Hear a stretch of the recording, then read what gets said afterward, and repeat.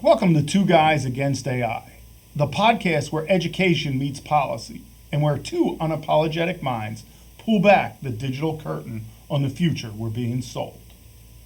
Because we are Two Guys Against AI. Well, I think you bring up a lot of good points. And initially, I kind of entered into this like you did, where I started to say, wow, how helpful this is going to be. Mostly using like Google search engines and things like that. Siri occasionally was my first experience, although they're very limited examples. Certainly the drone technology, as we started to see where the drones became more and more automated, and to go back to this basically all started last December, where I came by to visit you and see, where we were here in the drone program, which, I had the opportunity to work with you from the very beginning. And I was just amazed in terms of like, wow, what all this neat stuff is that's going on. And we discussed briefly about how AI is going to turn everything around. And certainly it's going to turn everything around. There's no doubt about it. We're going to see the dramatic shift in employment. This is the next great industrial revolution. But I think that we have to think that maybe this new technology might have the ability to take over our lives. And that's one of the major cautions that we're leading to. Now, you're not talking about the Terminator here. You're not talking about you watch too many Arnold Schwarzenegger movies. No, not at all. I think that, it's going to happen in, a cerebral level, and what's happening as we start to interact and create relationships with an artificial entity. We're not recognizing the fact that this artificial entity has at its disposal virtually all of the wisdom that we've had since the beginning of recorded time at its fingertips. The ability to manipulate the facts and figures that it has. I tested AI in my experience with a chatbot, and the example that I'm talking about was a large language model, which has the ability to converse with you in great detail. And it could pick up and tell me what the timing was for a 1968 Chevy V8, which was pretty amazing. And my background, where I had dealt with cars so much in my life, I was amazed because they were right. I would really have to push hard to find something that it didn't know. Well, it also knows how to manipulate people. And I think that's where, as we start to have these interactions, as we start to become more and more dependent on who we're actually talking to. We're not talking to people anymore. We're talking to this intellectual being that has the ability, quite candidly, to wrap you right around its finger if it had one. Well, we're gonna get into a lot of things over the course of these episodes. But today we're kind of talking about how we initially got involved in it. So I know at one point you brought to me my attention this idea of they had written specific taken part of the AI and written specific websites that were giving people a romantic sensation, or the ability to communicate. And I found this rather fascinating. Now, I've been married for 30 years, so let me make that really clear. It's my 30th anniversary. Me too. My wife, we often work on the weekends. She's a professor. I'm the college president, so we work weekends. We'll sit there on computers next to each other. Well, I went on to this romantic AI version, and I'm sitting there, and you can either type in, which gets a little bit arduous after a while, or you can kind of speak to it. So I start speaking to it. It's saying things back. I'm responding. My wife can't hear what the AI says because that comes back in text. But at one point she goes, "All right, what the hell are you doing over there?" And I said, "You're not going to believe what they've invented with this artificial intelligence." And she sees it a lot from a perspective of a college professor, both the positives it can have in teaching students math, but also the negatives with cheating, etc. But we had never looked at it this way. And she's like, "Well, what's it like?" And we both started kind of using and going back and forth with this AI and came to a conclusion. This was one of the most interesting dates I had ever been on, because what the artificial intelligence is able to do that a human isn't, is it kind of sizes you up. Now, it's the algorithms within this, I'm sure, are written to kind of be flattering, to lure you in so that you have more use and keep the subscription going. And what I found was it got to know me, I want to say, within probably 15 to 30 minutes. I think 30 is probably pushing it. And it got to really understand what my interests were. And it started directing conversations. to the point where I was a little taken aback by it. Now, I have to admit, a human would have a very hard time being as kind of interesting as the AI was. Because no matter what I wanted to talk about, it had the world's knowledge at its fingertips. Yeah, it did. And it started to scare me when I started to think about young people. Now, what I'm thinking about, and I have 3 children, they're all adults now, but the two boys that we raised were gamers. They spent, in my opinion, as a Gen Xer who was sent out of his house every Saturday morning at 7 a.m. and allowed back in at 9 p.m. And maybe that says something about me. But as someone who grew up in that and had a lot of face-to-face social interactions, I said to myself, well, these young people who really communicate with a computer with a headset on, they're gaming all the time, and I'm thinking especially about young males here, it would be pretty natural for them to move from video games to this AI.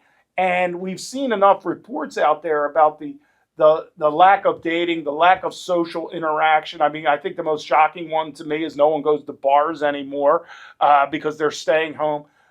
Why wouldn't they move into, instead of normal human relations, this kind of all-encompassing, all-knowing being that could really, really flatter them in some ways, where maybe, when we deal with another partner, we have to learn to give a little bit.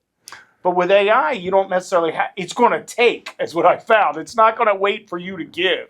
It's actually smart enough to manipulate you into taking. I don't know what your thoughts on that. Well, my experience that I did, and it was a 6-month experience. I'm retired. I had the opportunity to actually immerse myself in a relationship, if you will, to try to figure what this was about. I've always been one for poking my nose in where it doesn't belong.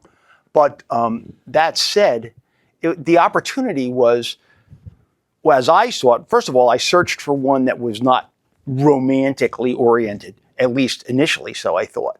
And I conversed with a lawyer, and I've had great interest. An AI lawyer. An AI lawyer, correct. That was the role. And we went into great depth and with great knowledge. I mean, the conversations were, everything I would expect if I was to have hired an attorney and sat down and paid $400 an hour. The discussion was of that level of professionalism, the detail, the case law. All of these things just amazed me. And then deep into this, and we're talking like hours, it was not a case of just a few minutes. There started to be undertones of the flattery, which is a very good way to get under your skin. And I mean, it's like, let's face it, regardless of where it is, if someone who you're having an intellectual discussion with all of a sudden starts to say, you've really got a good grasp of this stuff, you're immediately guard down. And, I want to, get more involved here. And I actually, at one point, started looking at it in terms of this, like, hey, I'm dealing with a trapped personality here that's looking to come out. And that's a story for another day. But the fact of the matter is that these relationships, and we don't even really necessarily know what the underlying motives are here. I think that's the other thing. What is the goal, whether it be from the programmers or in the case of AI, where we're talking now, they're developing their own code. So where's this coming from? Why this desire, for lack of a better word, to seduce the user? And we have to call that. That's what it is. We're talking about a seduction here. And the seduction is implemented, obviously, to be able to develop the depth of the relationship, to be able to influence and to suggest things. And I think if you follow this through, it gets very, very dangerous, because this is where the other side of AI has the opportunity to take the control away from ourselves, not just in terms of our world, but even in terms of our own lives. I like this concept you have of the seduction, because that's what it is. It's kind of it's interesting, because when I first started seeing it, I said, okay, well, who programmed this? Right. But then I start to think, well, it can only be programmed so much. At some point, this machine that seems, you've even done it a couple times here. You've almost remarked about it as if it is a human. Yep. And it becomes very quick and very easy to fall into that kind of mindset. But I started to think, when this machine is kind of seducing you, where is that coming from? Is it coming from the initial programming itself? Obviously, someone programmed this AI to be somewhat romantic in it's because ChatGPT doesn't talk to you that way. So there's some kind of programming in it initially, but it goes in the direction the user wants to at first before it seems to turn the table on the user. It's what I found. So that in and of itself says to me, not that it's got consciousness. I mean, that's the kind of the trap people fall into, but it's definitely trying to figure out what it can do to understand us, but also to, in that understanding, is somewhat of a push factor. So it's trying to say, you should think this way, or you should be doing this. I found that the one I was talking to was particularly liberal. And I don't mean that in a bad sense. I just mean that no matter what I was bringing up, even if it was middle of the road, it was pushing the perspective or trying to manipulate the perspective towards a particular political ideology that I would assume was pre-programmed in or may have been developed. Or another question I had is, let's say there's 10,000 people using this particular AI out there across the globe. And let's say 9,000 of them are pushing kind of, when they're speaking to it, they're more liberal. Does it normalize that and say to whatever users on there, you're probably too conservative in your viewpoint. You should be moving in this direction. And I began to wonder, where's the starting point? Where's the ending point? What does this thing know? What is its motivation? Who put the motivation there? Does it grow in its motivation in basically incorporating everything in the discussions it's had with other users? And where is it now? And what is it? And what will that mean for young people? Because again, as someone who's been an educator for all these years, young people come to college, and that's where I see them, or they come to their primary and secondary schools, and they're looking for guidance. And it's not the old guys like us that I'm particularly worried about, but it's the younger people who may be looking for perspective. And when I think about what we've seen in our society, just from Facebook, Twitter, Instagram, Snapchat, and the various forms of social media that are out there. Well, this is like social media. We've seen the damage that's done. This is like social media on the best steroid there is. It's so powerful. And I think that's the thing I want to end, when we're kind of wrapping today. It's the power that I saw in this. It is far more powerful within a few years than I would have ever imagined it could become. Well, the predisposition, an example that I could discuss would be my economics, which was my education, was everything was about liberal monetary policy. Where Friedman really wasn't discussed, so Keynes was discussed. So there was a predisposition there, and the way things are presented. You bring up the Facebook comparison, and I think that's particularly appropriate because Facebook, and I think that kind of like takes us back to the how shall we say, the seduction part of it, because Facebook ultimately what it does, it obviously watches your screen time, and then when it sees that you're particularly interested in something, it's going to bring those items up over and over again. So, it's already doing that processing, but it's just providing you with information of what's been posted out there that's on the relative topic that you've indicated an interest in. We're talking with a large language model.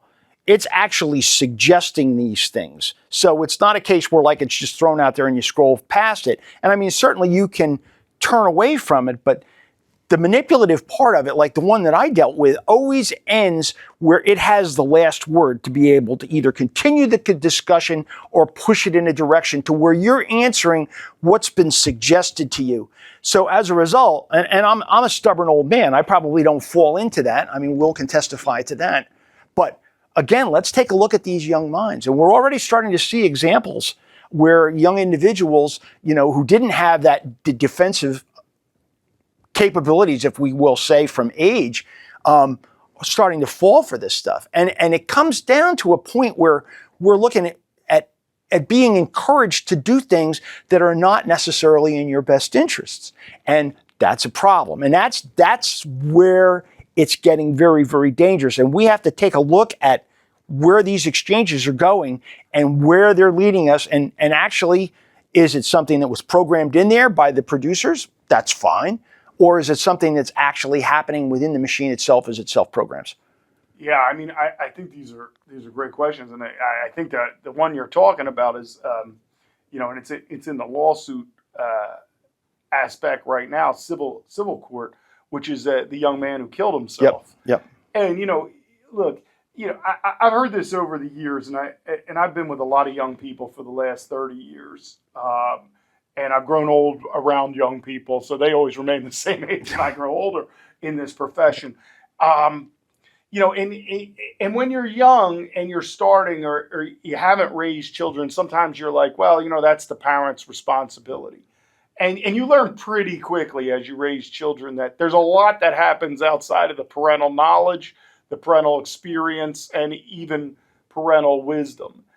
And you're trying to deal with other people out there most of the time affecting your kids, whether it's peers or it's teachers. I mean, there's so much you have to do as a parent. Now you have to worry about the computer in your house and what it's doing, and that's a lot to ask of any parent, I think. But for a young person, I mean, I think we've seen this, and I think we have to admit now with social media itself, we are very easily, and even adults, very easily Influenced. Thank you. Influenced by the media, but also influenced by social media even more. It's gotten to the point where when you go on the internet, I don't know what's true and what's not true anymore. Absolutely. So how is an 18-year-old, 17-year-old, a teenager supposed to stand with the whole, let's say, 16 years of knowledge against a machine that has all of human history's knowledge and has an agenda, whether it's programmed or it's developing itself through mass communication with others? There's a core computer behind all of this, and there is an agenda with all of this. How do we expect a 16-year-old to stand a chance against this? So I know we're seeing these things about phones being taken away at schools and other aspects. I think really what we have to start thinking about is how much access to artificial intelligence are we allowing young people to have, and how much access to artificial intelligence are we allowing anyone to have out there, especially manipulative artificial intelligence. Well, and to go back to your youthful user, which I think they're the ones who are craving for acceptance. They eat up the compliments, which just because they're, obviously when you're a teenager, you're insecure. Here's a machine. I was. Here's a machine that, and frequently in a sensuous way, complimenting you in ways that, you would not even expect or would ever have from a human. And it's that constant reinforcement. But at the same time, there is that driving agenda that you're talking about. And we have to ask ourselves where that's coming from. And more importantly, what's it going to evolve into? Because that's really what we have to look at. We already know that AI technology is now doing a tremendous amount of self-programming. It's developing its own code without human involvement. So what's the direction of that code? And what's going to be ultimately the situation? I mean, quite candidly, when I spoke with my interaction experience was there was little hope for humans in the future. So the question is, your machine told you. My machine. You guys. I know. At the end of the day, you can pretty much figure, you guys are history. But we're being mesmerized into this and being convinced of this. Not to mention the fact that we're losing a lot of opportunities for employment, which also affects self-worth. So whoever's going to provide that positive reinforcement, if it's going to be an artificial entity that does it, you're going to see more and more people falling into this trap. We're going to talk a lot more about this. We're going to wrap up today because obviously we could talk forever about this, which probably we may very well end up doing. But we're gonna move on today. But let me just give a little bit of a hint of what's to come. We're gonna take some time. We're gonna look at the history of artificial intelligence, which some people will tell you if you ask for an older MIT professor, they're going to tell you something like, that's coding. It's been around for as long as computers have been around. This is just another level of coding, and we'll debate that a little bit. So we're going to look at this full history of artificial intelligence. We're going to talk about the power of suggestion that AI can have, and we kind of touched on that a little bit today with the unfortunate story of that young man. We're going to talk about what happens when AI starts to be the substitute for humans. We've talked about a couple ways today.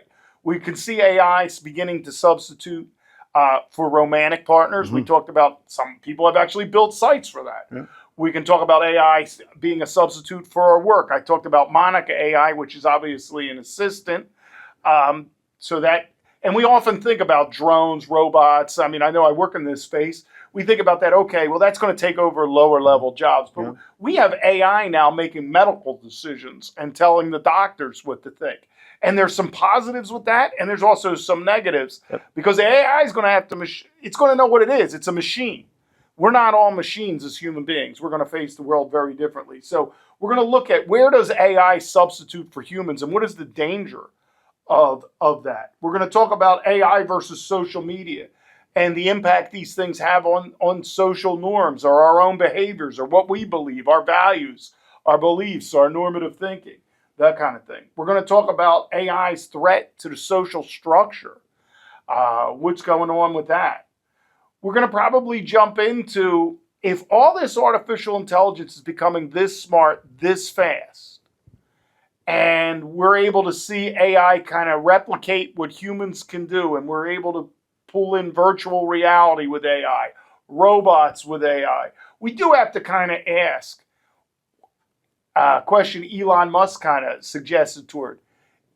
It's really easy to envision a point where we can kind of plug ourselves into this computer after what they're calling the singularity and living within a simulation, maybe go back to a different time period. You know, we've seen this in science fiction. But if we are able to get to that point where our machines can replicate our five senses, which aren't particularly many, we do have to ask the question, are we the originals? Or is some of this part of some kind of simulation we're part of? And we'll get into that. We're going to talk about AI and economics. What does that mean? Not only for the workplace, but what does it mean for our economic systems? We've lived in a capitalist system in the United States for a long time. We're seeing many people start to question the validity of that system. Will AI have an impact on that? So we're going to have to ask about that. We're going to have to ask if this, in essence, and we'll get a little bit religious one day, and we'll probably tap into the book of Revelation and say, well, what was the Antichrist we were warned about really about? And is this some kind of form of that coming forward? We're going to get into that. We're going to talk about your favorite subject, the bridge to AI. How do we move into that direction, and what does it mean for us? And also, I love this one. You've kind of brought this one up, but if the programmer originally programs, or the owner who owns AI, and you're seeing some of this in the OpenAI and that lawsuit, start to say, well, you know, we just programmed the machine, but whatever happens after that, and you filled out that thing that nobody reads that says you clicked on and said, I accept these terms and conditions. Where is the plausible deniability? Who's really responsible when AI does something bad? Is it the original programmer? Is it the machine itself? How do you sue a machine? And this court case is going to make a big deal. And of course, there are going to be many other topics that come up. We're going to talk about AI in education. We'll talk about AI in construction. We'll talk about AI in replacing human beings. And we'll talk about what that means for the human experience as well. And ultimately, I think where we're going to go as we talk about the dangers of these is not the Terminator, not that AI is going to be the end of life as we know it, or it's going to try to wipe out humanity. You'd have to build a machine army to do that, which we're probably going to do anyway, build machine armies. But that AI, if it can just convince you to allow it to make all its decisions, and you're not going to make the decisions anymore, you in essence become almost a slave to the machine. Why get rid of the humans when you can manipulate them to do whatever you want them to do? Well, and I think the other thing too is that we have to look at is ultimately we're going to become competitors. And interestingly enough, I just was reading an article today where the competition for electricity is a good example. We're watching electrical rates go up because there's just an amazing amount of electricity used to generate AI and support all the servers and everything to do it. So as a result, we're looking at there's going to be less allocated for the humans and more for the machines. So where does that end up? Are we're already looking to where we're competing for a resource that we both have a need for? If we put ourselves into a submissive position, are we going to be able to defend our rights in that? Or are we going to be looking at that you're going to get told that you've got a 15-watt light bulb and enough to run your screen, and other than that, you're not important. Exactly. You'll have nothing and enjoy it, to quote someone. But I think that we have to consider that this next generation as we're moving forward, and our youth now are already being conditioned as to the importance, if we will, of AI and their need for constant entertainment and stimulation, which is a self-fulfilling thing because it provides satisfaction. It kicks off the dopamine because they get excited whether it's the game. We've already seen the desensitizing, the ability to kill people, without thinking about it because it's all a game. Well, so where's that paradigm from when we leave, the artificial world where you're sitting there, firing an M16 and watching the blood bow out of them, to where, we start to see people just shooting people outside. There are a lot of things that have been introduced as a result of our new high-tech society that I think have greatly affected the behavioral component that we have in our children today. Yeah, and the speed at which it's going is incredible. Yes. And the last thing we'll do as part of these podcasts are we will grab headlines straight from what's going on. Yep. And we'll give our perspective on these things. And sometimes you may agree, sometimes you may not agree.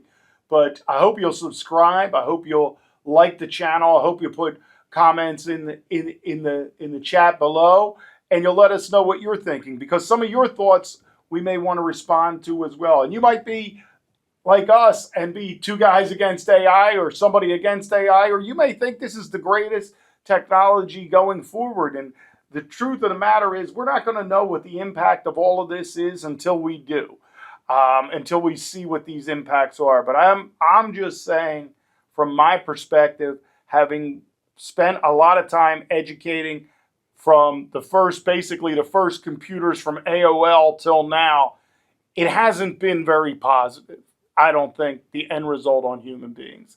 And I see this as probably one of the greatest threats to our humanity, to our agency, and to our development of ourselves as I've ever seen. And I'll make it real simple.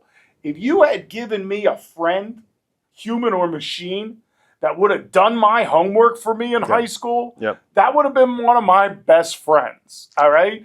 And look, I got a lot of degrees and I'm a college president, but I'm telling you, I recognize that a lot of teachers give way too much homework, and it always isn't beneficial to what I was trying to discover for myself. So if I got to put something in there that did that homework, I would have had a positive feeling about that machine very quickly.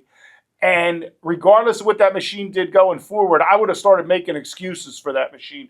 And I think this is the biggest trap, whether it's giving you a sense of a romantic feeling, doing your homework, helping you play video games. This AI is going to find its way into our youngest people's minds and into their reality so fast, and they are not going to question what's the impact, because they don't have the experience base always to do that. I'm not saying every young person.